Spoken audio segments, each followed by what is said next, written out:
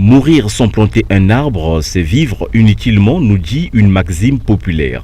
Il est des gens, à travers l'histoire, qui ont su marquer leurs contemporains par leur force de caractère, leur savoir-faire et leur abnégation. C'est le cas de Eloge Patrick Djikimanampaka. Salut et bienvenue à votre émission. L'émission, ce sont les 3/4 de vérité. Nous sommes très satisfaits, très heureux parce que vous étiez nombreux à nous appeler sur nos numéros pour nous féliciter. Une star de la télévision qui a forcé l'admiration d'un large public des grandes villes de notre pays et dont la renommée a traversé les frontières. Il avait le génie de traduire dans les faits ce qu'il concevait grâce à son opiniâtreté. De mon point de vue, c'était déjà une grande âme. Une grande âme en ceci que son degré de pragmatisme avait atteint, on peut le dire comme ça, la culture américaine. C'était quelqu'un de direct,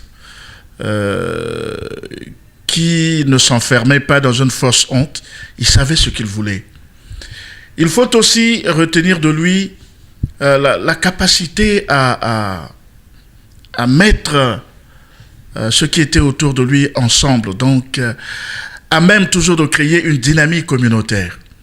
Il avait aussi, ceci de particulier, la capacité de braver l'adversité. Voyez-vous, chez lui, dès que vous vous mettiez en travers de sa route, il savait casser la baraque. Le plus grand leitmotiv que je retiendrai de ce monsieur, c'est quand même la faculté d'improvisation.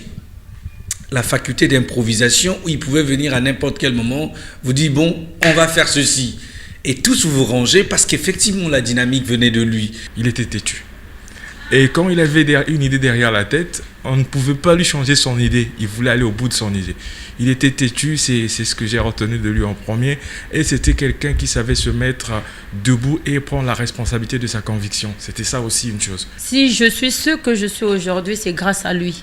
C'est un monsieur, il aimait toujours le travail et il aimait le travail bien fait. Lorsque je me sentais découragée, il me disait toujours... Vas-y, tu es une femme courageuse, tu pourras.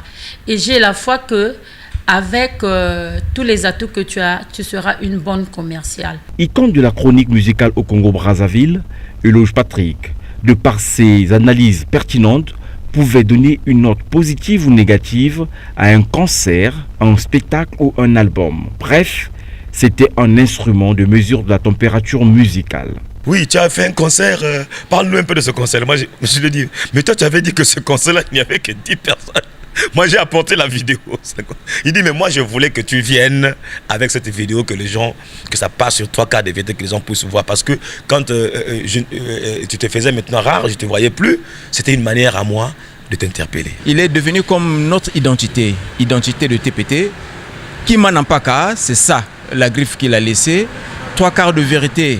C'est ça, le souvenir qu'il a laissé. L'esprit de recherche, la détermination. Parce que Eloge Patrick, c'était une personne, quand il disait, il faut que je fasse ici.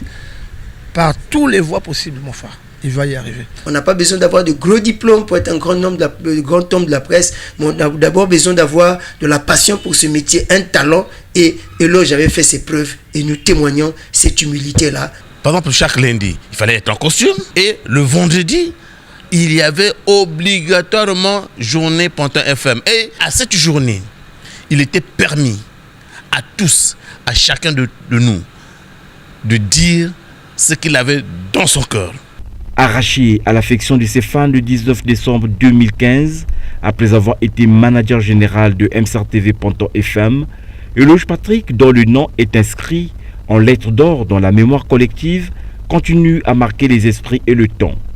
Son héritage culturel reste pour nous un motif de consolation et de joie.